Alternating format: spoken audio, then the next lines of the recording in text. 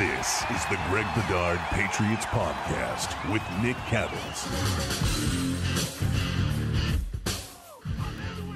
We've got to do this. It's part of the job. We've got to take a look at that Jets game and what the hell happened last Thursday night. But before we get into all of that, I remind you of a couple things, as I always do. Download the PrizePicks app today. Use code CLNS and get $50 instantly when you play $5. That's code CLNS on PrizePicks to get $50 instantly when you play $5. You don't even need to win to receive the $50 bonus. It's guaranteed. PrizePicks, run your game. Also, take the guesswork out of buying tickets with Gametime. Download the Gametime app, create an account, use code CLNS for $20 off your first purchase. Download Gametime today. What time is it? Gametime. All right, let's get to some headlines first and foremost, Greg. Let's start outside of the Patriots. Last night, Jayden Daniels looked pretty good against Cincinnati. Got a lot of people talking this morning, of course. But before we get into the Drake Maye stuff and comparing him to Daniels, just your quick thoughts on how Daniels looked last night against Cincy. I thought he was sensational. Now, 3 games into the season now, is the Bengals defense all that they were cracked up to be before the season, including by me. I mean, Lou Anarumo has been somebody that I've always been impressed with. I don't think the Bengals are overly good on defense, but still, what Jayden Daniels did last night as a rookie in his 3rd NFL game was just, I mean, he basically played perfect. I mean, from what do you have, like 1 incompletion or something like that, 1 or 2 incompletions. And, he did some stuff on the ground. He slid. That last throw for the touchdown was just ridiculous. He got smacked in the face. His receiver wasn't even open when he threw it. He just threw it into a bucket, and it was an absolutely perfect pass with a ridiculous high degree of difficulty all the way around. And for the coach, for Cliff Kingsbury, to have the confidence in Jayden Daniels to make that call was just astounding. And I couldn't be more impressed with Jayden Daniels in that game. I mean, this is really the first time I've gotten to see him this season, and he just looked like completely in control of everything. Like he had been there before, like it wasn't foreign to him. They're doing a lot of stuff at the line. He's making calls. He's telling the team to go for it in certain situations. Like he's telling people where to go. Those were some of the questions about Jayden Daniels coming out in the draft, like whether he was going to be capable of being like a big vocal leader, that type. And I think, look, it's only 3 games in, and a lot of things are going to happen. But the early results are unreal for Jayden Daniels, on par with like C.J. Stroud last year. That touchdown throw to McLaurin was just outrageously good for all the things that you mentioned. I mean, just absolutely outstanding throw. Is it fair to compare Drake Maye and Jayden Daniels, Greg? No, not at all. And I'm afraid people are going to do it. I haven't listened to sports talk radio yet today, but I'm worried that Patriots fans are going to see that and say, well, Drake Maye can do that for us. Yeah. Why don't we put Drake Maye out there? I mean, people have to keep things in perspective, and they need to keep it in their pants. Okay. Jayden Daniels and Drake Maye, when they came out in the draft, were 2 completely different prospects. Similar in a lot of ways. I mean, they both have good arms, both are good athletes and can run. But what people need to keep in mind is that Jayden Daniels played like 6 years of college football. He's going to be 24 very soon. What we knew about these guys in the draft, and I was one, the way they were drafted is the way I had them ranked. And I'm not making any grand sweeping judgments on what's his name? The first pick. Caleb Williams. After 3 games, and just like I'm not going to crown Jayden Daniels the greatest thing since sliced bread, because we've seen this before, and we've seen this before in Washington with RG3. who came out and lit the world on fire. There'll be more film on him and teams will adjust, especially going year one into year two. But I had the quarterbacks ranked how they were drafted. I liked Jayden Daniels more than Drake Maye, just because I thought he was more of a known quantity, right? Okay, because he had played so much.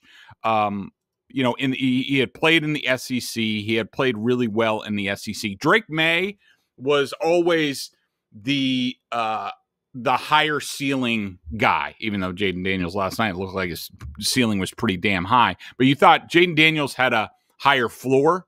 I didn't think he quite had the ceiling. Drake Maye's ceiling is probably a little bit lesser than Josh Allen.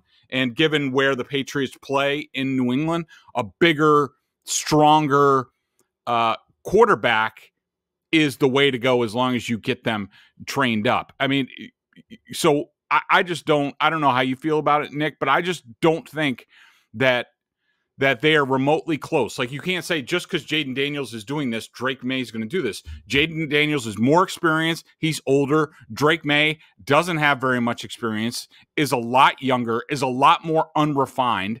Jayden Daniels' throwing mechanics are pretty much perfect in his footwork, coming out in the draft. And, what people need to keep in mind about Drake Maye, and I think listening to some people, including some people on midday shows around here, they just have this vision of Drake Maye and what he's going to do, where that doesn't, and that might be true at some point, and it could be true at some point this season, but the reality of what Drake Maye is not what you think. Like, you're thinking he's going to be Josh Allen or Justin Herbert, like right now. And that's just not the case. I mean, just for example, what you need to keep in mind, Jayden Daniels last year in the SEC, which I think we'll both agree is the best football conference in the country. He could, in just SEC only games, he completed 72.4% of his passes for 25 touchdowns, 3 interceptions, had a 202 rating. Of course, the NCAA does it a little bit differently. Contrast that, Drake Maye, just in ACC play, and so we're not using non-conference games and things like that. Nobody's going to accuse the ACC of being a remotely good football conference. So certainly last season, Drake Maye was 7th in that conference in completion percentage, just in ACC games, at 59.7. You know who led the conference in completion percentage? It was Jack Plummer, that guy who started the Carolina Panthers preseason game. And Drake Maye was 4th in passer rating at 152. He had 16 touchdowns, 5 interceptions. Now, there was a lot going on in North Carolina. We understand that. But I think that snippet just shows you, like, Jayden Daniels is pretty much a finished product at this point. Like, he'll get bigger and stronger, and he'll get better at reading the game. But as far as mechanics and playing the position of quarterback, he's pretty much a finished product. Yeah.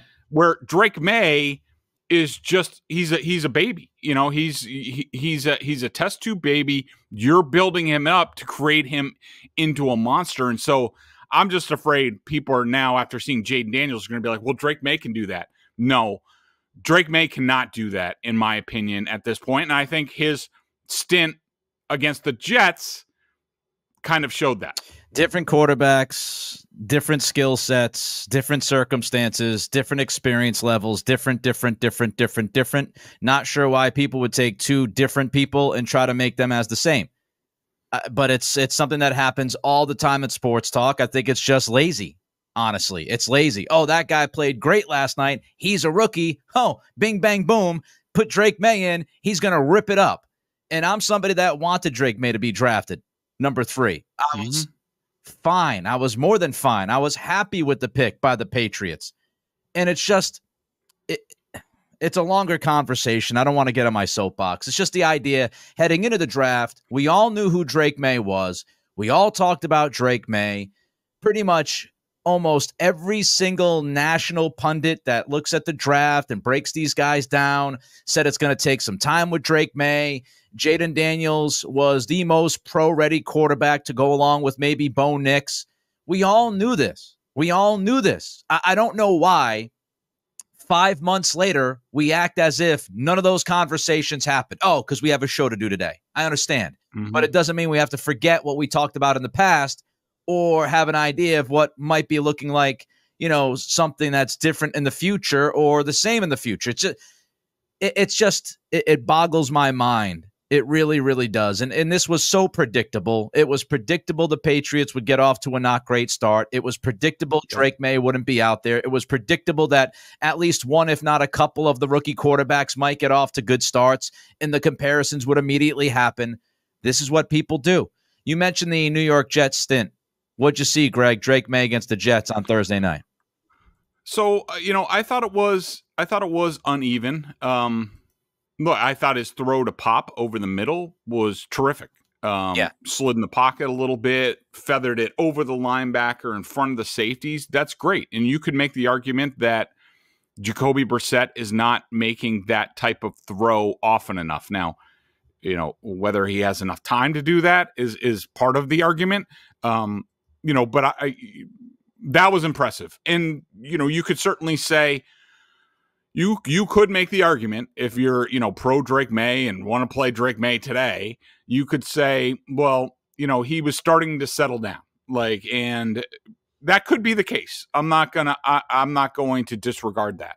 But, there was too much in that stint that I didn't like, including, his, and again, I don't want to make sweeping judgments off of, his first playing time. I will say I'm glad Jerod Mayo put him into the game. This is what they need to do with him. They need to, do what they're doing, developing him on the field when they can. And hopefully there's not a lot of circumstances where he needs to get in for the Patriots. It means they're a lot more competitive than they were the other night.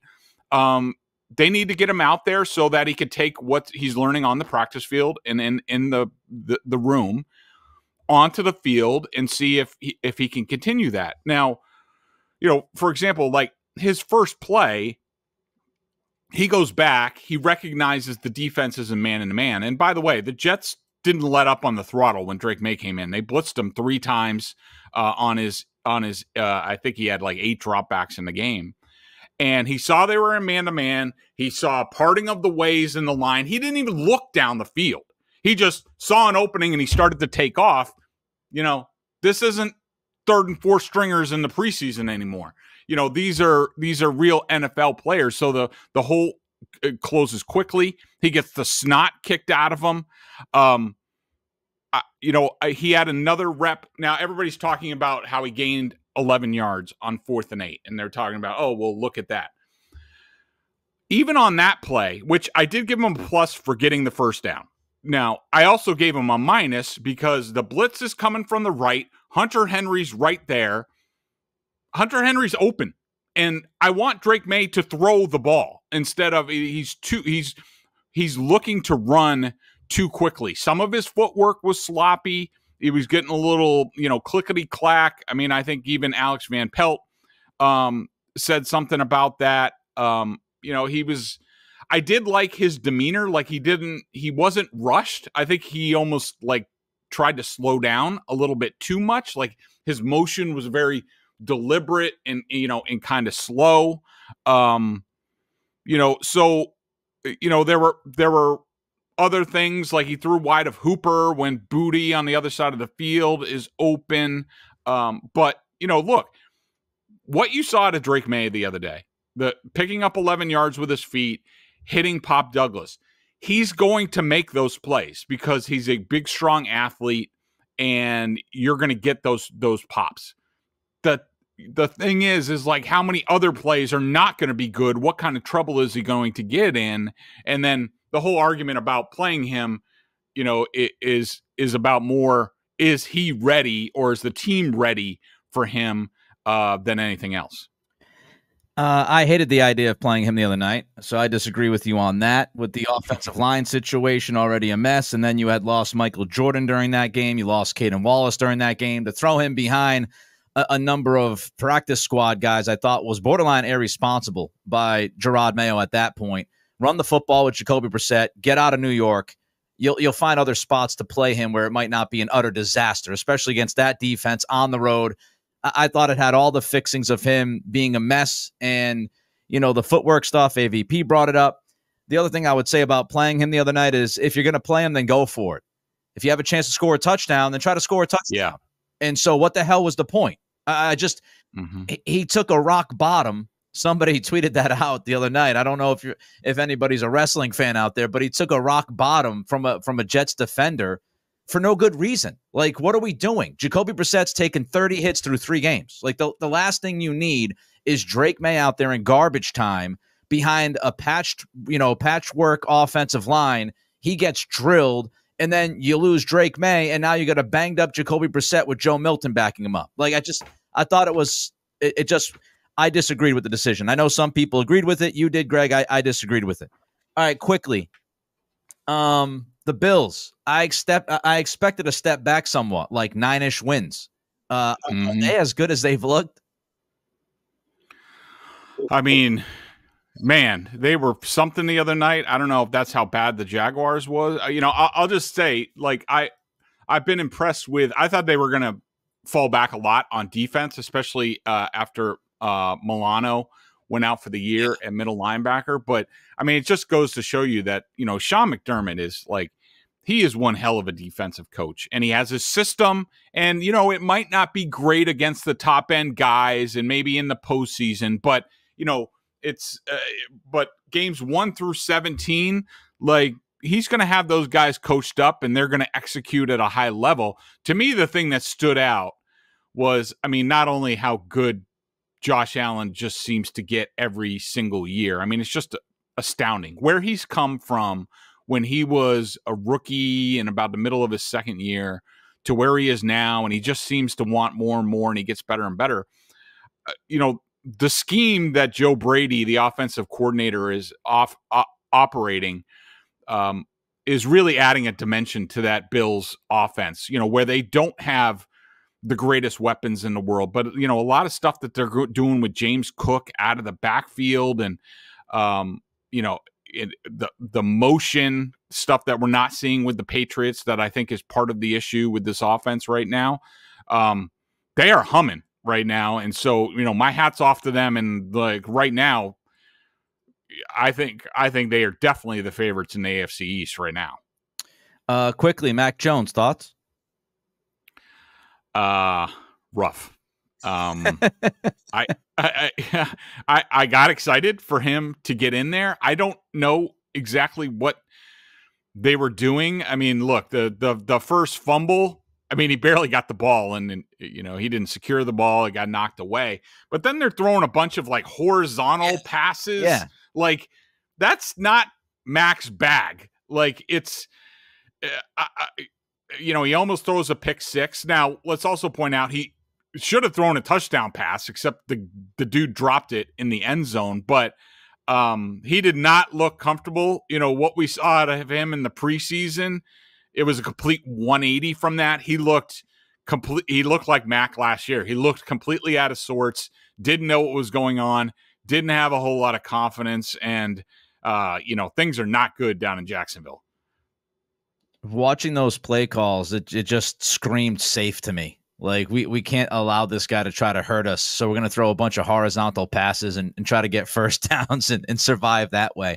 All right, we got to get into the Patriots offense versus the Jets. But first, Greg, tell the fine people about PrizePicks. PrizePicks is America's #1 daily fantasy sports app with over 5 million active members. PrizePicks is the easiest and most exciting way to play daily fantasy sports. Unlike other apps, on PrizePicks, it's just you against the number. All you do is pick more or less on a 2 to 6 player stat projections and watch the winnings roll in. One Caleb Williams passing yard gets you 1 win on PrizePicks every September. That's right, only 1 yard gets you an automatic win every football weekend in September. 4 weeks of free W's. Don't miss this deal on PrizePicks because it's gone when September ends. And guess what, Nick? I used that Caleb free play to have a winner this week, baby. Yeah, I saw. Finally, we rode the actually I have the wrong sheet, but we rode Pop Douglas finally. Oh, here it is. Okay, so this week on PrizePicks, if you followed me, and I heard a couple people on Twitter say exactly that, even before I knew the results. I don't, games going on. I don't know what the hell's going on. So we got the Caleb Williams free W. We got Demario Douglas, more than 24.5 receiving yards. We got Demario Douglas, more than 3 receiving targets. Antonio Gibson, 32.5 more rush and receiving yards. And Austin Hooper barely made it, but more than 9.5 receiving yards. So if you followed me, placed down 20 ducats like I did, that paid $320, baby. Woo! So we will be back on Thursday with our picks for the Patriots game. So make sure you tune in for that. You can also now win up to 100 times your money on PrizePicks with as little as 4 correct picks. Download the PrizePicks app today and use code CLNS to get $50 instantly when you play $5. That's code CLNS on PrizePicks to get $50 instantly when you play $5. You don't even need to win to receive the $50 bonus. It's guaranteed. PrizePicks, run your game. All right, Patriots offense versus the Jets on Thursday night. You had a good write-up on Alex Van Pelt in one of your recent stories, Greg. How big of a problem is the offensive coordinator right now? It's big. Now, I think there are a variety of issues that play into this, Nick. But when I look at it and I compared it to the Saints, which of course they went out and scored like 10 points against the Eagles. I was thinking about that. As I was reading through, I was like, this. Yeah, I will say I started to dig into their film because I wanted to see what the problem was, but all I got through was their first drive, and their first drive was really good. But the difference between, and let's just talk about the Saints in the first 2 weeks where they had the best offense in the NFL by far. They weren't even throwing that much. They basically, they run a similar scheme. Clint Kubiak, his dad was Gary Kubiak. They're more of the old school Shanahan Kubiak offense, but they're all West Coast. They're all formulated from the wide zone running scheme, and everything runs off of that. And what happens is you watch the Patriots come out, and I know Jacoby checked at the line. And so he probably checked into the pass instead of the run. As an offensive coordinator, you can't allow that. You have to be like, all right, this is what we're doing. And this is how we're going to set things up. And what do? They run that, play action boot. And the Jets end, Will McDonald doesn't honor the boot, doesn't hold the backside. Why? Because the Patriots haven't run once in this game. And they also haven't shown on film that they can run the wide zone at all. And that's the fundamental problem with this offense, Nick, is Alex Van Pelt whole system is built off of the wide zone runs. And number one, they don't have the personnel on the offensive line to run it. Number two, they have a running back who doesn't want to run the wide zone, who wants to run the gap duo inside power. They want to do that. Okay.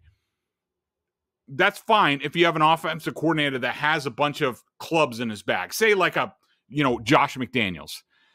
Like they would say, okay, well, we can't run the wide zone, so this is what we're going to do. And we're going to run power. We're going to run duo. We're going to have all our play action like the traditional Patriots play action offense. That's what we're going to do. Van Pelt doesn't have that. So what happens is Van Pelt's trying to run the wide zone.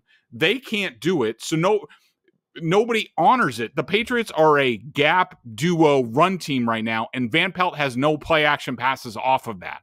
So it's all messed up. So every team doesn't honor, they don't hold on the backside being like, oh, I have to stay here for the backside cut in the wide zone scheme. They're like, whatever, we're just going because the Patriots can't run out here. And so it's all a mess at this point. And so to compare that to the Saints, you watch the Saints film and, they are pressing the edge, whether it's a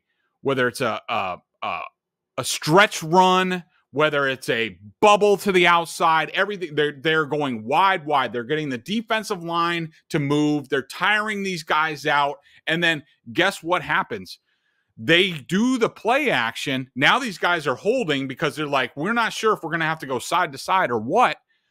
The Saints, a lot of their big plays in the game that I analyzed, I forget who it was against, a lot of their big plays were only 2-man routes. It was only 2 wide receivers. It was max protection, 8, 9 guys blocking it up because, quite frankly, their offensive line stinks too. You know, they have Trevor Penning at right tackle, who got benched last year. They got a left tackle I've never really even heard of. They have a guard who's not any good. You know, Clint Kubiak knows I have to protect my offensive line. And so guess what? Derek Carr goes play action because the defensive line has to hold. Now his receivers get out there. No one's even around him. They run an over and an under. The under's open twice. He hits the under. Guess what? Now they run the same concept, and now the safety bites on the under, and then they throw it over the top for like a 70-yard touchdown. Like, that's the difference between an offensive coordinator knowing what he wants to do, formulating his game plan, and then an offensive coordinator in Alex Van Pelt who is just calling plays and not setting anything up.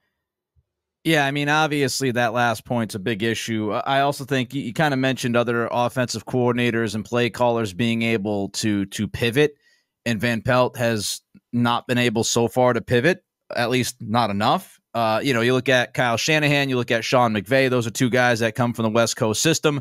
They have shifted their run games at times, especially McVay after the Patriots made them look silly in the Super Bowl. McVay kind of went more towards downhill and duo at times. So that versatility, Van Pelt, he has shown it in spots, but he hasn't consistently shown it. As far as Ramondre and whether or not he likes running in this offense, he's been contradictory on this. You know, in camp, he said, I ran this at Oklahoma. I feel like this is the perfect offense for me. And, you know, then during game 1, he went to AVP and said, we need to run more duo. Now, is that because Ramondre is uncomfortable running wide zone, or was it because what he saw on the field, it wasn't working? If you go off of what he said in camp, I would say the latter instead of the former. But it is kind of messy right now, which begs the question, Greg, can AVP figure this out? And if so, how long might it take for him to figure it out? I think he can get it figured out. He just has to have the strength of his conviction. He has to be like, all right, well, first of all, no more play action unblocked ends. Like, no. Like, you watch the Saints. The Saints at times would, you know, pull the tight end like they did with Hunter Henry on those plays, and they'd have that guy block. Like, he has to be much more sound in his protections, and he can't just rely on fate that, you know, that end's going to stay home. Well, you know, it's going to this week it's going to be Nick Bosa if he's healthy, and he's going to decapitate Jacoby Brissett if they do that. So, you know, basically it's not going to be sexy. It's going to be boring as hell. But what they have to do is they just have to say, well, he has to pick a lane. He has to pick, first of all, he has to pick a lane. How are we going to run the ball? Okay. Is it going to be the wide zone, or is it going to be duo and gap? That's the first question he needs to answer. Okay. Then everything else comes off of that.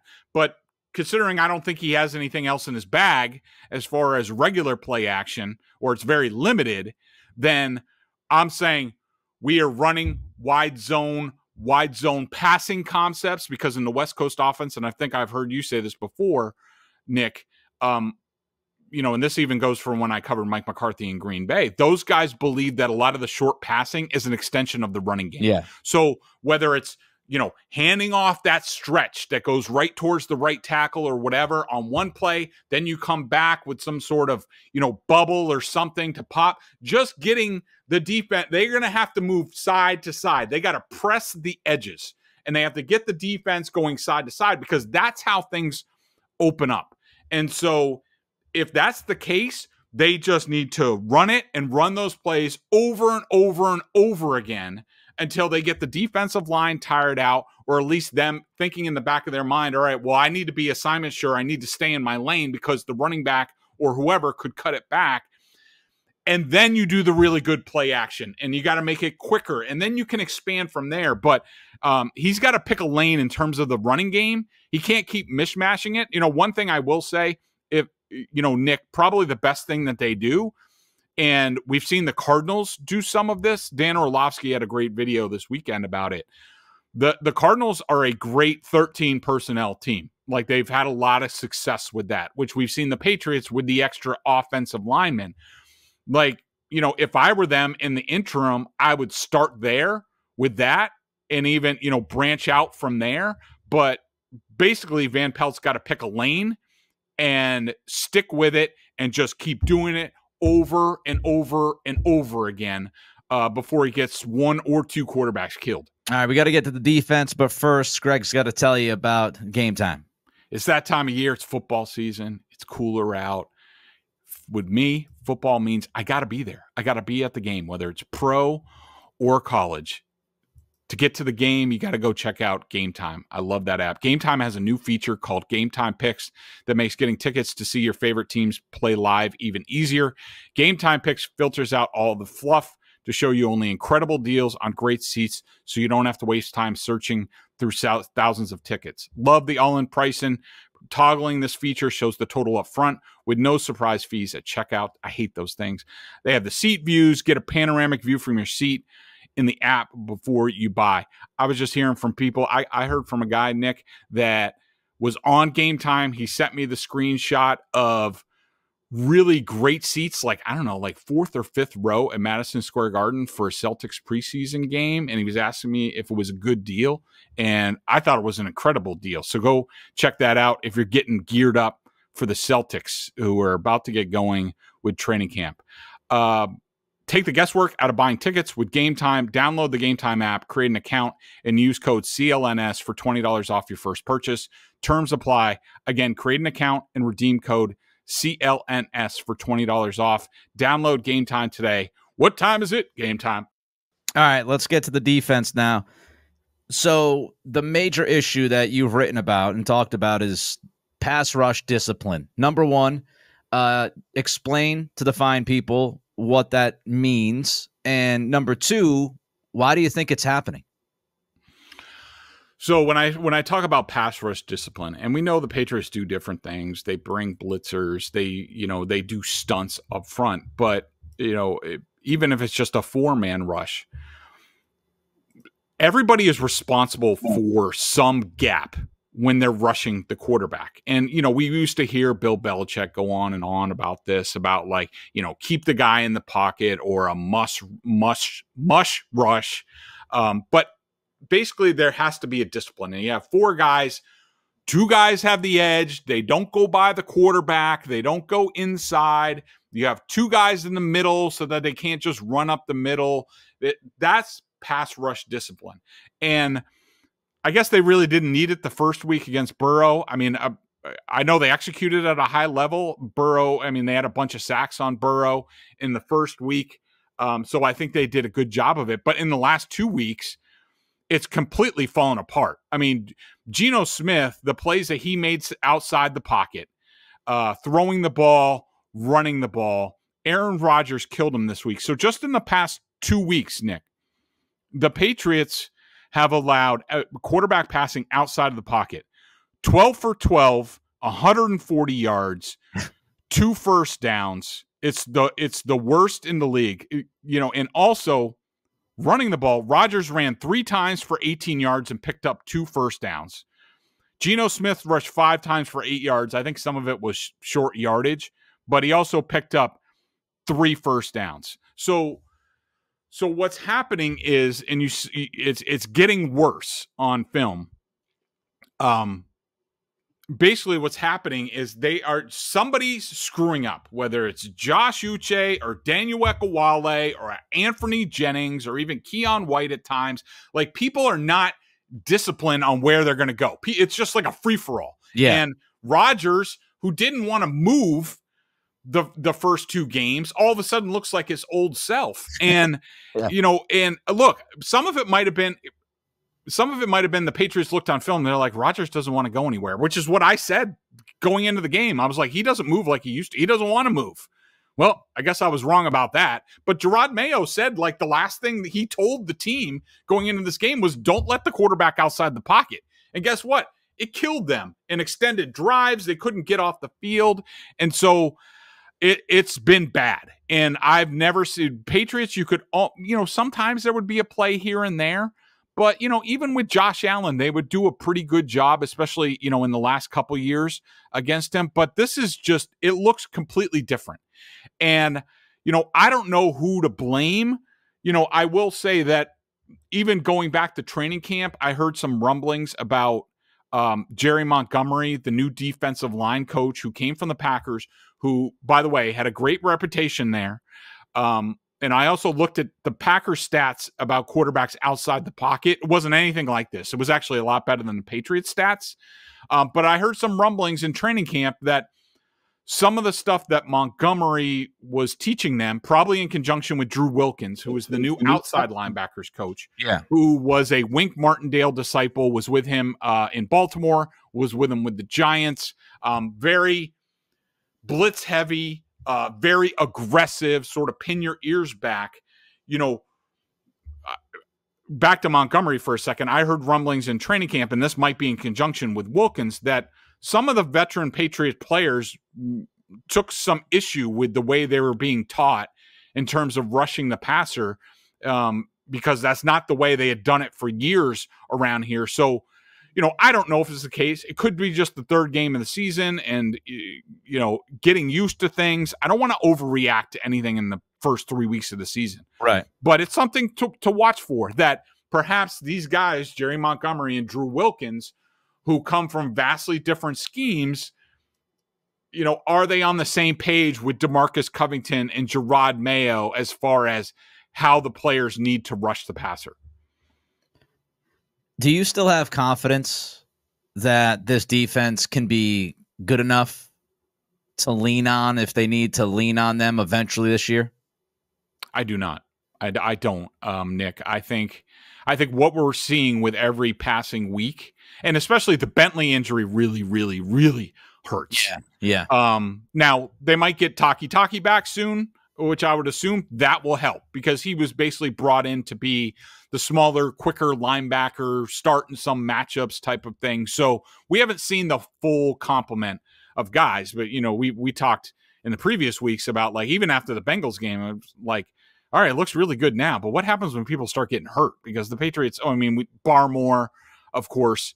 But I think the more and more film there is on the Patriots, I think, you're seeing the Jets win a little bit to the no huddle, the shotgun spread. Don't let the Patriots get into their exotic stuff.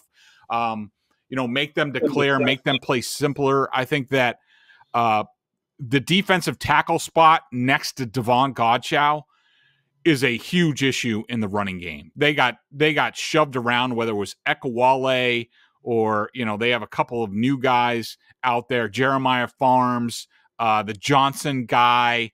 Sometimes Keon White has to be pushed inside. Those guys are getting shoved around. Jelani Tavai has to play a lot more snaps since Bentley isn't here and Taki's not on the roster. He's a liability in pass coverage. The middle of the field, whether it's running, passing, is now other teams are saying, we're open for business, because Rodgers, they ran the ball when they wanted to. They threw the ball down the middle. I think Rodgers was 12 of 13 down the middle of the field. The issues with whether it's Tavai or Raekwon McMillan or Kyle Duggar, again, had another poor coverage in Tampa 2 down the middle of the field that would lead to a big play. Jack Conklin looked like Travis Kelce out there. There's a lot of worries, and I think it's only going to get worse the more film there is on this team. Yeah, maybe you should have made a phone call to Lawrence Guy or tried to address that position next to Godchild before you walked into the season with what you have. And, the Duggar stuff, he doesn't do well covering tight ends. I don't know why he's going to be consistently put in a position to cover guys. It's not his strong suit. And as you said, Conklin tore them apart. So I don't know. I have maybe Jalen Hawkins can get a shot at that. I thought he did that a decent amount in week 1. Yeah.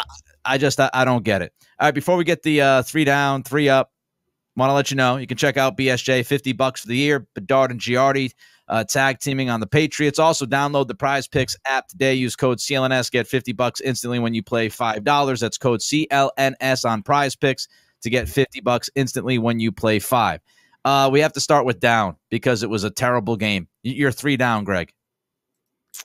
Caden Wallace. Tough to ask the kid to do that. He gave up, 5 pressures in the game.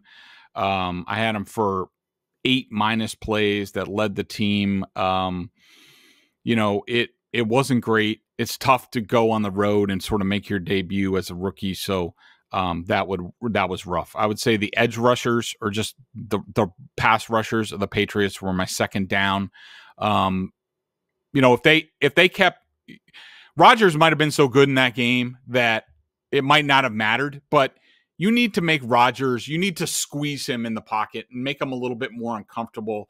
Once he gets out there and the play sort of breaks down, there's no hope. And my third down, David Andrews. I didn't think he was horrendous in this game, but I had him behind Michael Jordan, Layden Robinson, and Michael Wenu as far as the starters, as far as my grades. This is now 2 weeks in a row where David Andrews has had rough games, which, really worries me. But I'm not, let me correct that. I'm not overly worried. I'm just surprised because normally he's nails, and I don't know if it's what's going on around him or what, but he's been on the ground a lot the past couple of games.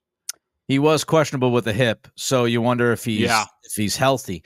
Before we get to the Jets game and 3 up, if Greg can actually find 1 up, first I'll tell you want to take the guesswork out of buying tickets with Gametime. Download the Gametime app, create an account, use code CLNS for $20 off your first purchase. All right, so did you find any ups from Thursday night, Greg? I got two. Nice. Bryce Behringer, the punter. Thought he had a really good game. 49 average, 44 net. 3 of his 5 punts were inside the 20. I think 2 were inside the 10. So good job, Bryce. Nice job. Nice job. And I will say DeMario Douglas. Look, I still think he's more of I really wish he was like the third option on this team. And hopefully Elliott Wolf is listening and, he eventually will be. And that's sort of the plan. Hopefully, maybe Polk's a number 2, get a number 1. Something like that. But, I thought he looked good and, did what he was supposed to. This is about the amount that he should be used. And I think we talked about it last pod, Nick, where I was like, I want him to carry an end around. I want him to get a bubble, like all in the first quarter. I think all of it happened in like the first quarter and a half of the game. So that needs to happen every game. And if it doesn't, there's a problem. But that's it. 2 ups. Finally got popped the football. Good thing. And I've got my eye on Cincinnati. At 0-3, my Cincy to the Super Bowl is looking like as good as the offensive line in the first few weeks here for the Patriots. But if Cincinnati continues to stink up the joint, I do wonder, will the Bengals take phone calls on T. Higgins to try to get something for him before he walks? So something to keep an eye on for the Patriots, and I'm sure they are. All right, he's Greg. I'm Nick. We'll talk to you later in the week as we preview the 49ers game coming up on Sunday. Till then, be well.